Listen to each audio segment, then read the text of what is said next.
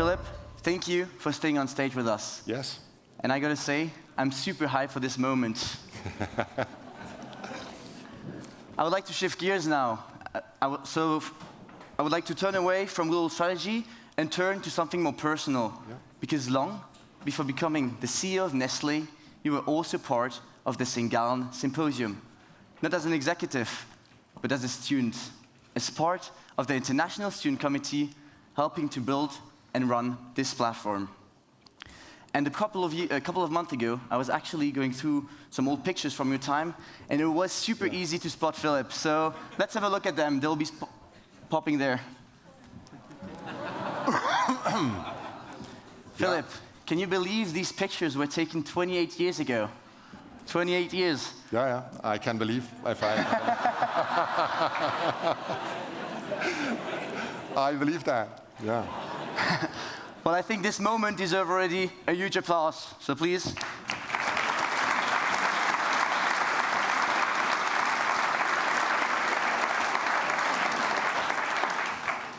And I think you will agree with me, this responsibility of being part of the team, it demands a lot, but it teaches you even more. And this is exactly what I would like to talk with you over the next couple of minutes. Yeah.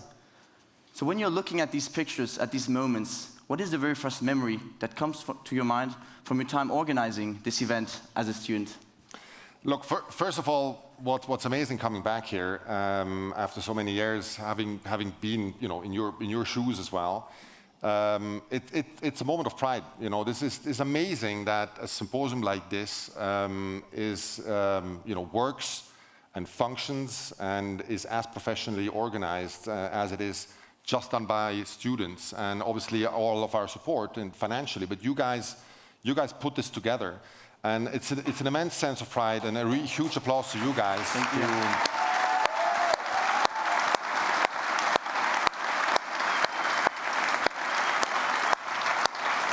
Because it's all. I think the first thing that comes to mind is teamwork, and this experience at ISC and the Symposium organization has helped me tremendously. It's one team focused on one thing, bringing this event to life successfully. And that's super powerful because this is pro bono. You still have to do your exams and your studies, and you do this on the side, and you learn a whole lot doing that. And that will accompany you, throughout your whole life. Being together, to work together, one goal, and you go about it, and you find solutions on the way, and that's exactly what you guys have done. And so really, that's it. So take it in. This is good, and enjoy it because it's enjoyable. I remember when the symposium was finally successfully over. That's an immense sense of pride, and actually I couldn't believe it that we had pulled it off, and so that's teamwork at work. I completely agree with you. I think you cannot realize, if you're not part of the team, how much of a team effort it is to bring an event like that to life. And we're really trying our best for you in the audience to have a good experience. So yeah, it's amazing. But I would like to touch on one thing, because you were part of the team not just 1 year, but also second year, because you became the president of the International Student Committee 1 year later. So you had significant responsibilities. How has that experience shaped the way you support and work with young leaders today at Nestlé? Look, it's interesting that you say you become the president, and then it looks like you're in a different sphere. And the interesting thing, what I have always done with all of my teams, and still do that today, you're part of the team. It's not like you're in a different league, and you're part of the team. You have the back of the team. You help them thrive. What I've talked before, you help them. With empowerment, they take decisions, you have their back, and you make sure, everything goes in the right direction. But you don't take all the decisions, and that means being part of the team. And that was a good experience. And you learn very fast in these situations. You can't control everything, and you need to leave the right decisions to the right people, and that's what normally works in a strong team. And so that's my learning, and I still use that today. And so I think it shows already also that the young people here in the audience should take on these responsibilities early on, because this will really come with you for your entire career. Absolutely. So I really encourage here all the leaders of tomorrow in the room to really take on this responsibility as early as they can, because you see where Philipp is today, so it worked. Okay, now I would like to continue on leadership and responsibility. So building on your experience both at the Gallen Symposium and throughout your career, what advice would you give to the audience today, but especially to our leaders of tomorrow who are starting to take on this leadership role?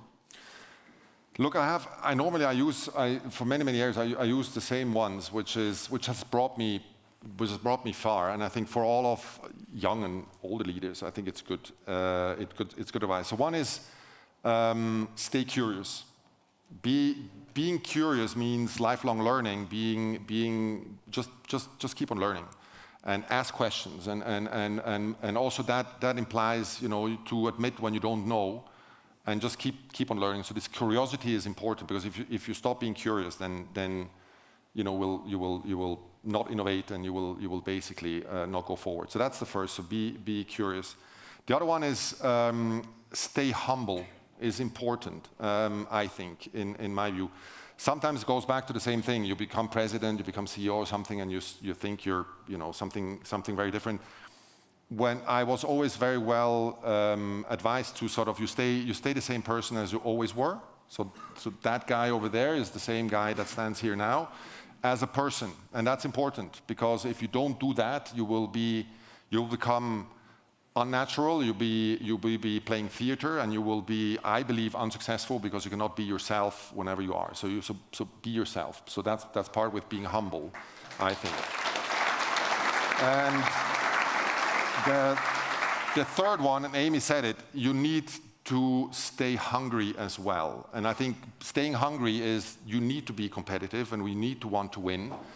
And that is staying hungry. You need to be one step ahead of competition, because otherwise you will not be there. That doesn't mean you need to be arrogant or something, but you need to be competitive, and that means for me staying hungry. So stay curious, stay humble, and stay hungry, and that is a good advice that was given to me by one of my former bosses, and I live that every day. Great. Well, I hope the leaders of tomorrow will take these advices in the next 28 years of leadership, and maybe they'll come back in several years and say exactly what you've just said. Hopefully, yeah. Or not, but then hopefully they have better advice then. Yeah. Okay, I would like to emphasize one more thing regarding responsibility and leadership, because the scope of responsibility in this group is massive. The young leaders here represent more than 92 different nations. I will repeat that number one more time, 92. Wow. So how can these young leaders ensure their work contributes really in a genuinely sustainable future?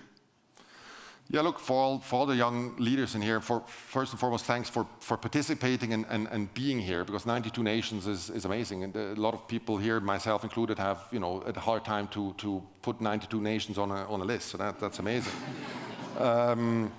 Look, I think you need to have, and it was said this morning as well in a session, you need to have applied critical thinking. I think it's important.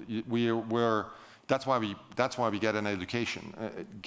Be critical and ask questions. Be critical in what you do. That is part of you can only be part of changing things if you actually ask the right questions and then take your decisions. And if you're not there, ask other questions and you go on. So that's one. The other one I think has always helped me as well is be passionate about what you do. I think you can only change things in the right direction if you're really passionate about what you do. If you don't like what you do, you will not necessarily be successful. And that's important. I think be critical and be passionate about what you want to do, and you will see you will be able to change things. And all change matters, even if small, because that goes into the right direction. So that's my 2 cents to that. Also, I now hope that the young leaders here will be able to have this positive impact. And I would like to ask you one last question. Yeah. The young leaders, they're stepping in a very complex world. As everyone knows, this year's theme is Disrupted Age, shaped by geopolitical and demographic change, but most importantly, technological transformation. Yeah. So if you're hiring today, what would you be looking for in a young professional to succeed and grow in that kind of environment? And before I let you answer, for everyone who is interested in working at Nestlé, take note of it. Go ahead. Are we interviewing or what is that? Look, when I hire people, I normally look about what I talked before. I look for people that have critical thinking, that speak their mind. I like to hire people that are not 100% aligned to me. So I like people that have a different point of view than I have, because that will then make the team more successful. I like people in this world, and I think that has been probably true for many years. I look for resilience. So is that person resilient, enough to actually drive change and to adapt and to have a plan and then make sure if the plan doesn't work, you do another plan, and that is resilience and resourcefulness. And then I look always for it has to be just a good gut feel with people I hire, and normally it has to do with people that actually are humble. So I like that, people that boast and pretend to be something, especially in interviews that they are not. That will not end well, for sure.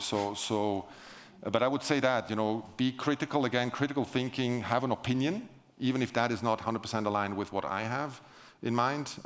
Resilience is important, and have that humbleness. Be very honest and be yourself, and admit your failures and things that you actually are not able to do, which is then what the company can do to support you to actually build those capabilities to be successful. Great. So I hope everyone who was thinking of applying to Nestlé will have the necessary tips and tricks for their application. Yeah, exactly. And you need a degree as well, so that's good. Good. Well, Philipp. Thank you. Thank you for that conversation. And I think what you've touched on is really at the core of what the Symposium stands for. Because this is where the journey begins, where people can bring forward their ideas and take ownership of them. And this is also why we have the global essay competition. It's all about bringing those ideas into a platform and bringing the voice of the next generation into the conversation. So with that said, I think it is time to bring some of those ideas onto the stage. Well, Philipp, thank you very much for that conversation. Thank you very much. And for continuing the cross-generational dialogue. I will. Let's give Philipp a big applause. Thank you very much. Thanks.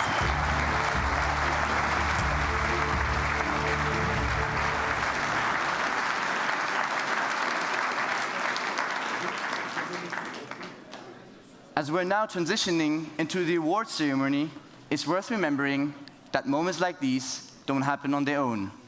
They're the result of a lot of thought, coordination, and dedication behind the scene. So now, I'm very excited to welcome the two remaining members from the Leaders of Tomorrow team. We've been working 1 year long to bring this moment to life. So please join me in welcoming Lara and Lorenzo to the stage.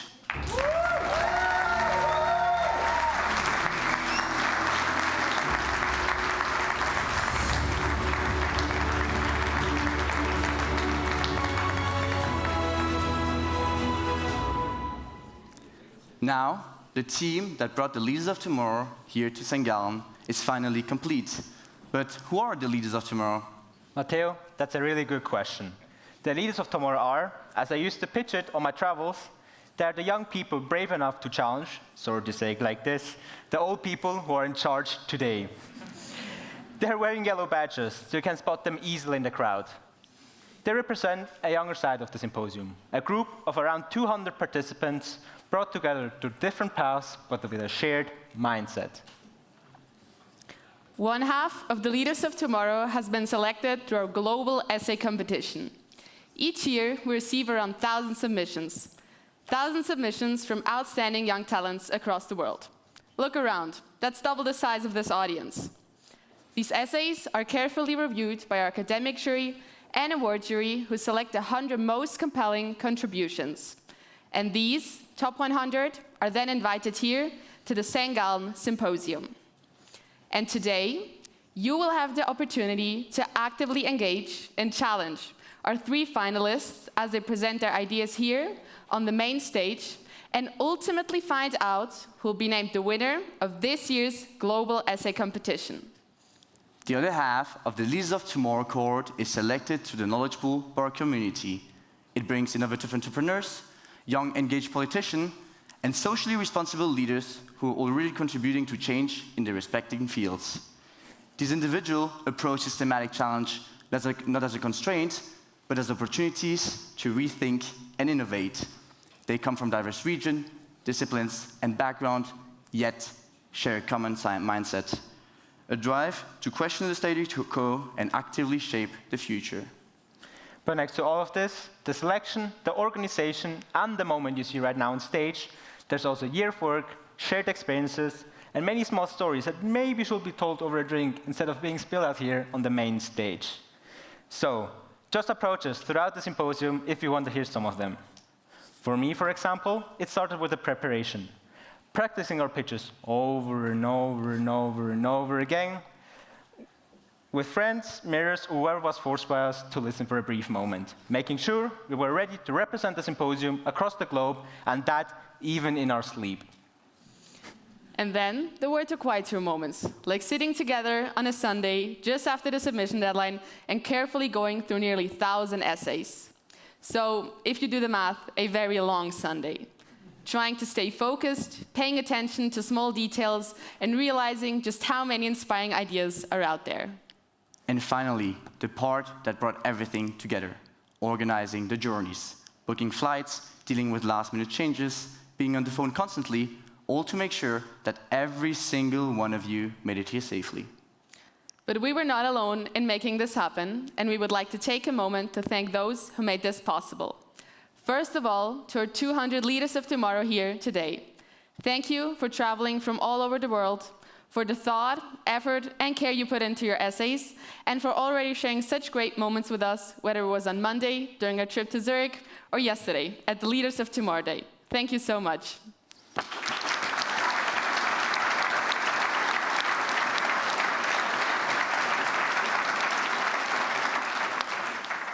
We would also like to sincerely thank Professor Dr. Heike Bruch and Professor Dr. Georg von Krog, as well as the entire academic jury and award jury for their continued support and commitment.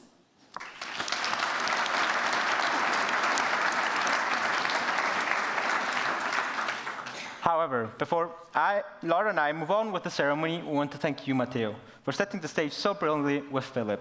A round of applause for Matéo.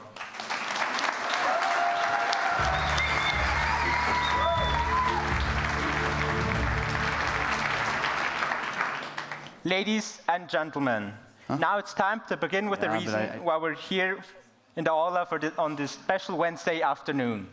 The award ceremony for the Global Essay Competition 2026. Each year, students from around the world are invited to respond to a thought-provoking question. One that changes annually to reflect the current theme of the Sengam Symposium. As you may already know, this year's theme is Disrupted Age. And that is why we opted on the question that you see on the screen. Disruption, tech, politics, and demography. What happens when they collide? Pick a case where at least two of these forces meet and propose a bold idea to maximize the benefits while minimizing the risks over the long term. And yeah, we know, the question is quite a bit longer compared to last year, but in my opinion, a quite open and challenging one to respond to. Before we call our finalists on stage, what would the symposium be without dialogue? As you may have noticed, this experience lives from exchange, different perspectives coming together, challenging each other, and creating something new. So even though we're standing here, and yes, we did prepare what we're saying, we also want to bring in some spontaneity and keep that dialogue alive. And that is why, for the first time, you will have the chance to actively engage with our finalists. But let me explain this one. During each presentation, you will have the chance to ask questions by scanning the QR code on the screen. Just write your question and who it's addressed to. Afterwards, the finalists will answer a selection of them and further proof and defend their ideas. So don't hesitate and get those phones out now. We're really looking forward to also hearing your thoughts. And with that said, let's get started. The first leader of tomorrow who will take the stage is Adi Petrov. Adi, originally from Bulgaria, is a final year law student at Sofia University and an advocacy and policy officer. His work focuses on legal advocacy and strategic litigation, including cases before the European Court of Human Rights. A big round of applause for Adi Petrov.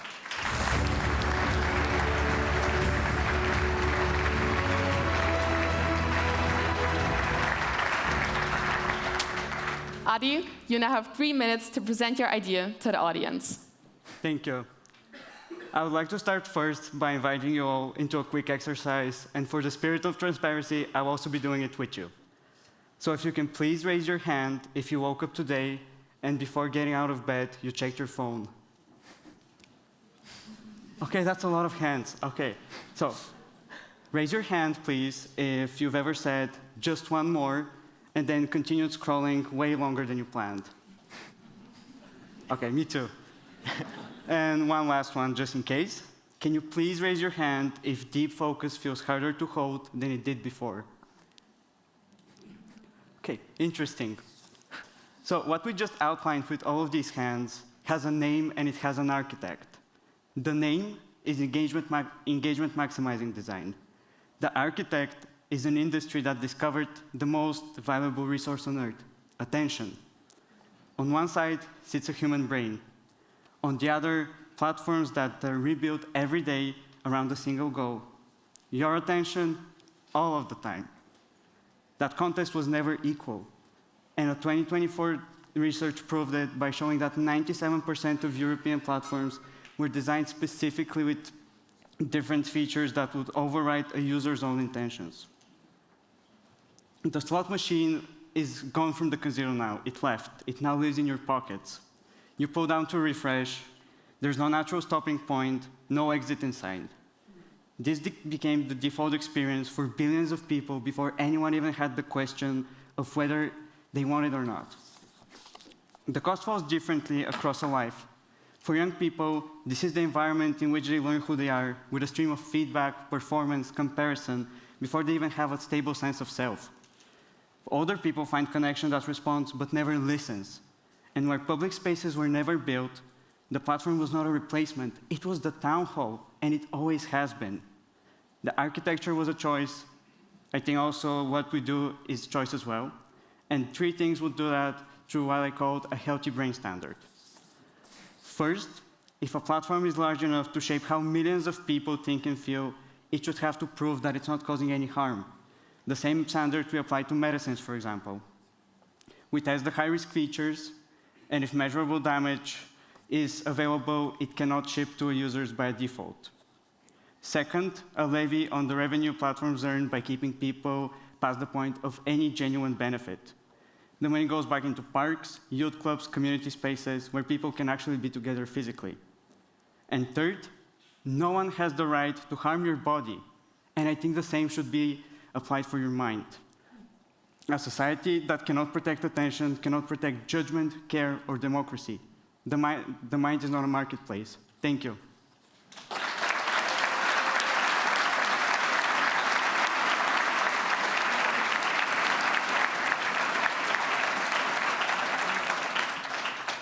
Thank you, Adi, for your Thank you, Adi, for presenting your idea. Please take your spot behind the table for the questions afterwards.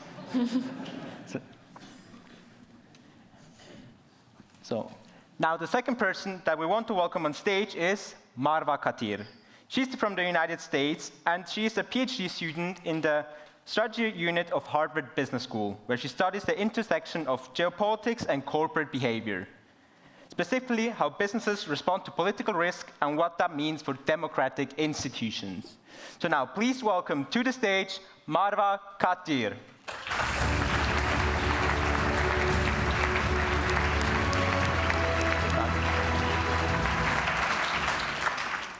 So now, Marwa, you have 3 minutes to convince the audience about your essay's idea.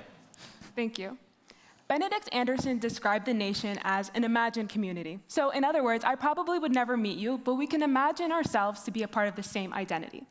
This relies on shared information. So 2 people living 1 hour apart used to have access to the same headlines and the same stories. So although they might have disagreed, they lived in the same world. That no longer exists because the price of producing content tailored to exactly what you already believe has come down to 0. So that's what platforms do. Because outrage will keep you scrolling, and scrolling turns a profit. So what are some potential solutions for this? I think what I often hear most commonly is regulation. So we can appoint someone in the government to moderate the content that gets put on these platforms. Maybe it's just the American in me, but I find that cure much worse than the disease. Because as soon as we give the government the capacity to control the flow of information, that will inevitably be used against its critics. The other solution I hear is we should let these platforms moderate for themselves. But the fundamental business model relies on attention, so there's no economic incentive to change. A potential third solution that I've outlined is to borrow from the tradition of environmental economics and the idea of a negative externality. So we understood that pollution being produced by a factory is going to impact people who are not working in the factory, and that's a negative impact we can put a price on. We can do the same with the polarization that gets pumped out by these platforms.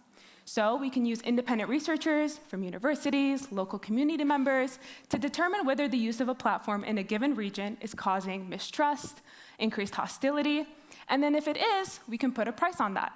That payment can then go to local organizations, places where people come together physically from all different walks of life. So think like a local choir, a community kitchen, a volunteer fire brigade, things that really bring that imagined community to feel a little bit more real. So if there's someone I'm running with every week and always hands me water at mile 10, or I guess kilometer 16 for the rest of you, it's unlikely that I will reduce them to a caricature. Because as long as we see each other as the worst caricature of ourselves online, we will not consent to be governed with each other. So I don't think the answer is a ministry of truth. I think we need to put a price on the cost of tearing each other apart. Thank you.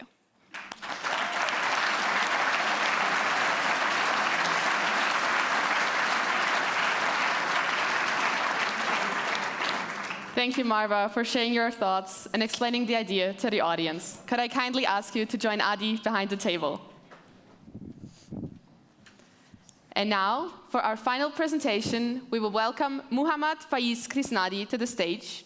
Faiz is the master's candidate in international affairs at the National University of Singapore. But this is not his first time visiting the University of St. Gallen, as he already did his exchange here last fall. Alongside his studies, he's been involved in research on projects related to development finance and investment in Indonesia, which is also his home country. Faiz, this is your applause.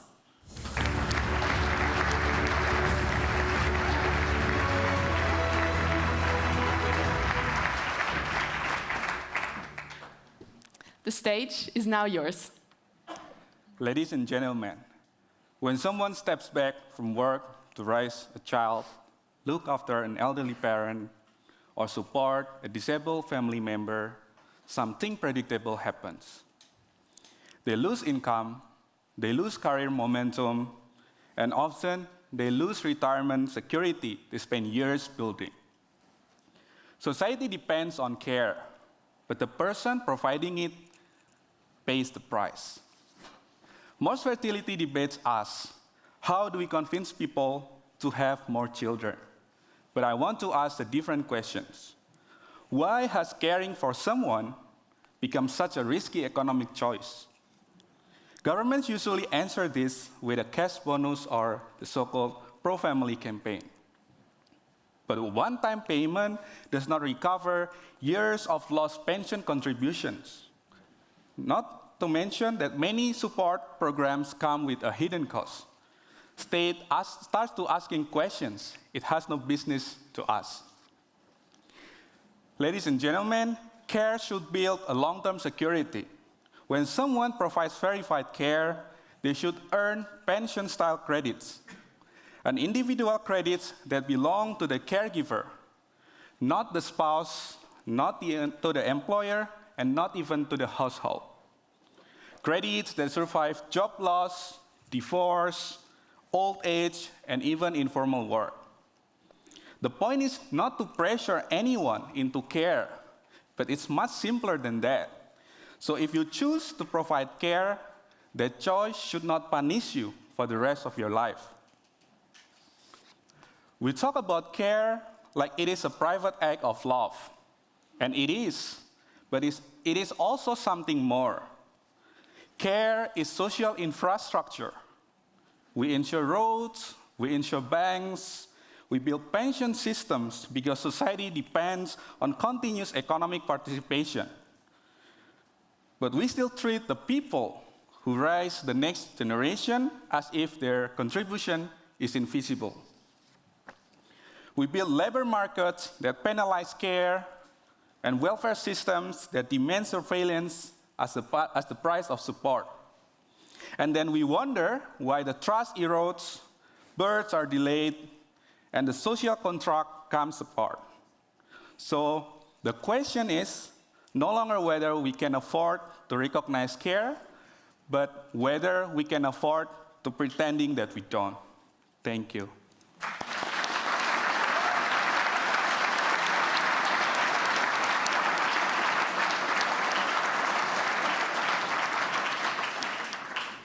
Thank you, Faiz, for your presentation.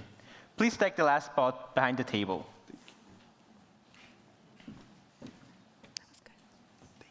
So now that we have all the three finalists on stage, we can begin with testing their proficiency on their essays ideas. So let's look at the first question. Adi, you have mentioned harm several times. Who should decide what is harmful, and don't you think that would affect our freedom to consume content?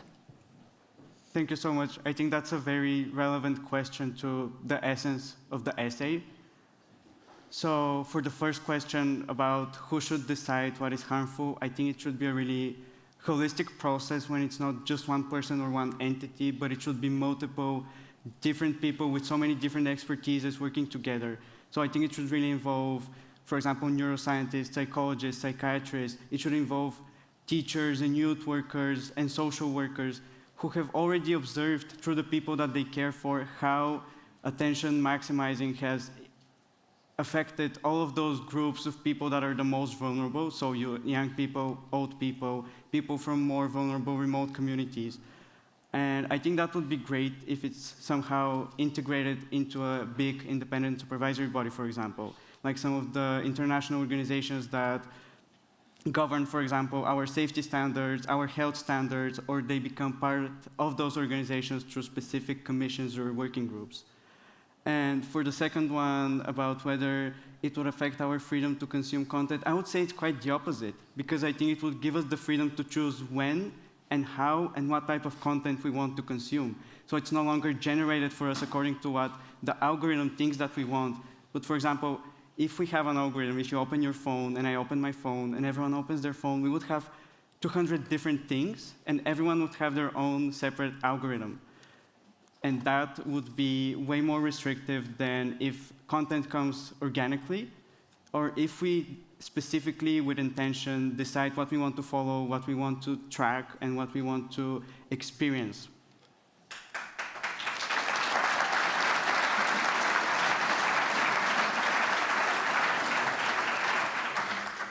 Thank you for explaining that so precisely. Let's move to Marva. How do you think we can measure such impact so we can put a price on it? I think that's a good question, and I think it's fundamental to the model that I've proposed. Inherently, I would be remiss to not say that it would be imperfect, but so are a lot of the things that we try to do in our initiatives. For example, the carbon tax. Measuring carbon is slightly imperfect, but we do develop methodologies in an open, peer-reviewed way, and we could ultimately do the same thing for this.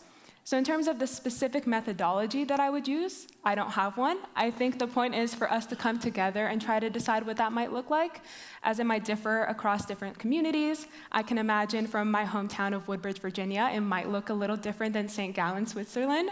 So I think it ultimately has to come from a grassroots initiative. And then if some idea does triumph, then other areas can adopt it as well.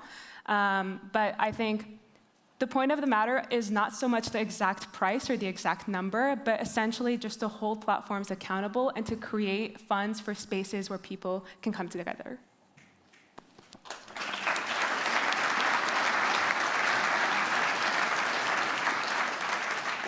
Thank you, Marva, for answering that question. Now, Faiz, we didn't forget about you. So your question is, your proposal shifts caregiving into a right-based system. How do you prevent this from significantly expanding the role of the state in private life?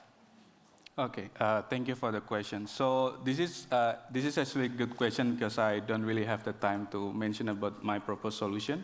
So basically, one of the proposed solutions that I wrote, it's called zero knowledge proof. But even though the name is zero knowledge, but in a sense, it's more like a privacy-preserving tool. So basically, once you have like, let's say, decent institutional capacity and you already clear define, rules and regulation, the tool itself, the ZKP earlier, it will prevent, especially the government, to extract unnecessary data. So the tool itself will just filter whether you are eligible or not. So yeah, that should be answering the question.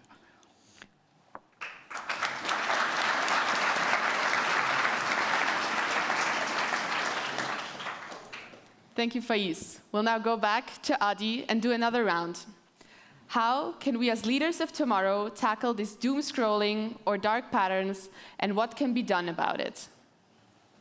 I think it's really possible. I think that everyone in this room and beyond can actually mobilize and do that. And the few of the solutions that I've thought of and have even discussed with some of my peers, some of my friends, some of the people here, are the fact that, first of all, we should name the problem. We should take the time to step back, see what are the patterns, see how they impact us, see what's wrong with them, and then we should start calling them out. Next, I think that each and every one of us has this personal responsibility to try to keep their devices away in moments in which they don't need them. For example, in one of the sessions earlier, it was completely phone-free without anyone explicitly even asking for that. And all of these sanctuaries free of devices are a really great starting point, which is with a very low barrier of entry, and it doesn't require you to completely get rid of your phone or device, for example. And then I also think that there are certain features in our devices, in our platforms that we use, that we can try to utilize more or advocate for more. For example, instead of using targeted advertising, we can use contextualized advertising. And instead of having this infinite amount of content that is generated for us whenever our feed sees that we're done with whatever we have consciously subscribed to, then maybe we can have this option to just stop, have the option to exit whatever platform we're on, or have these moments to reflect whether we need to stay on this platform, on this app, on this device any more time than we are right now.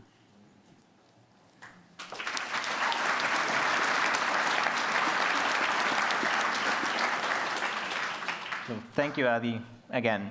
Now, Marva, it's your second round as well. How can we measure stress and pain in the objective way? I think this is it's an interesting question. It's a very broad question. I think it's quite similar to the last one, where I think that measuring things like this can be very challenging, especially putting a numerical value towards it.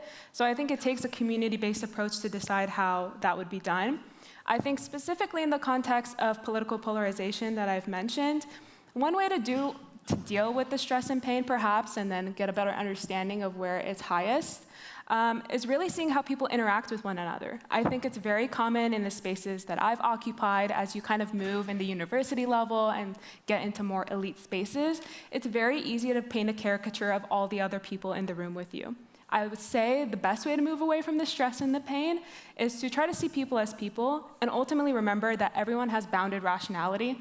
And so although you might not agree with what someone else believes or how they're saying it, it comes from their own lived experience. And so to just deny someone the right to be at the table based off of your disagreement, I think adds to the stress and pain, because ultimately you don't know how someone got to their conclusion. And I think a lot of us just want to be heard. So even though if you can engage with someone and understand how they got to their positions, that would be a great way to get a better reduction on stress and pain in that sense. But ultimately, I think it's seeing each other as people, which is what I was mentioning, is finding places where you don't really necessarily have to talk about things like politics. And if I just know that you're a really good soprano in our local choir, that'll really alleviate the stress of our local community, and we get to see each other and know who's living with you and amongst each other.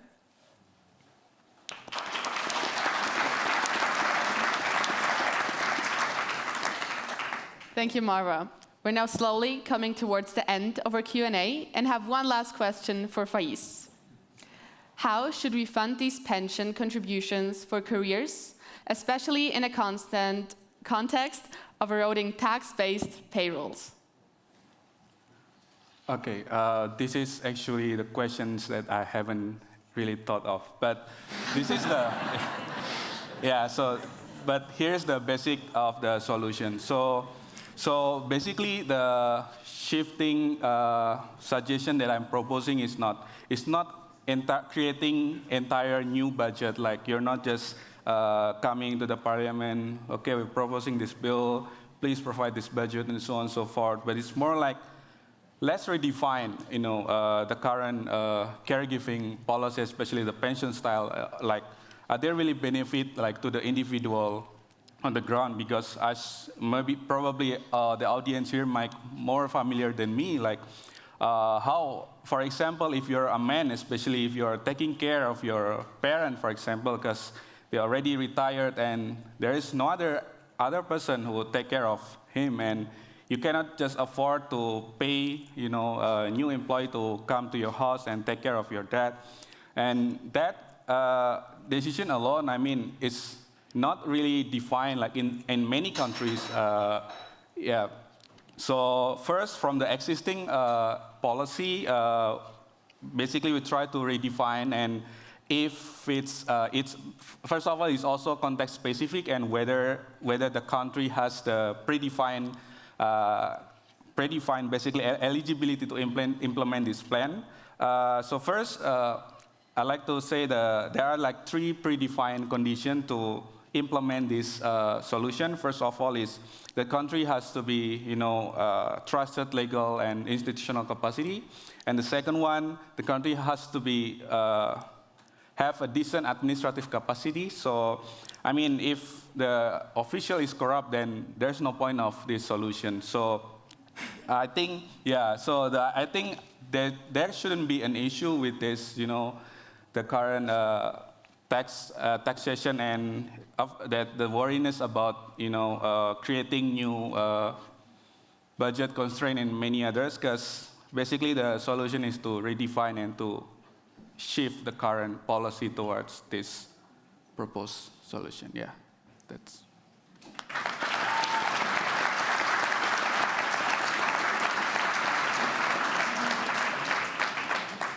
Well, thank you, Faiz, and thank you also, Adi and Marva.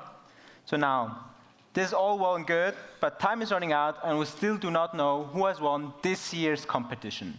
So please welcome back Matteo with the top 3 ranking of the Global Essay Competition 2026.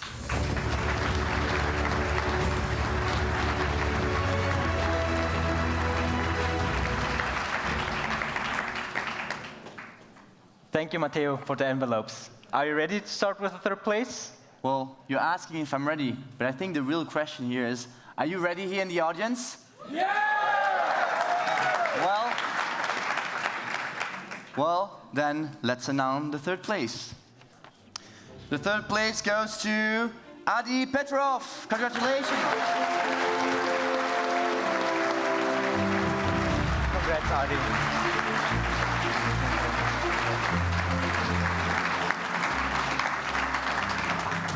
Congratulations, Adi. But now, 2nd place goes to, Faiz Krishnadi.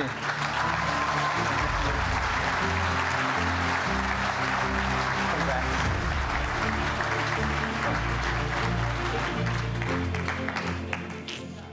And if we glance over to the table, you may already have an idea, but let's make this official. The winner of the Global Essay Competition 2026 is Marva Katir.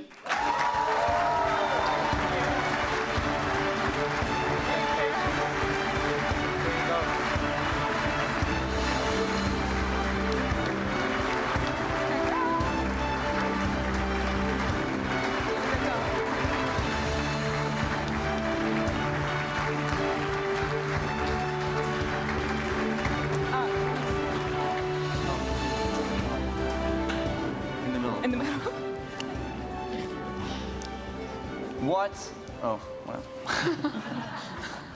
What an incredible group of finalists. We hope to welcome you in a couple of years here at the Gallen Symposium as senior leaders and see you reflecting of your journey since being part of this year's Leaders of Tomorrow cohorts. We'll now take a 45-minute break. After the break, we'll continue with some inside and spotlight session. So make sure to be back on time. Enjoy the break and see you soon. job.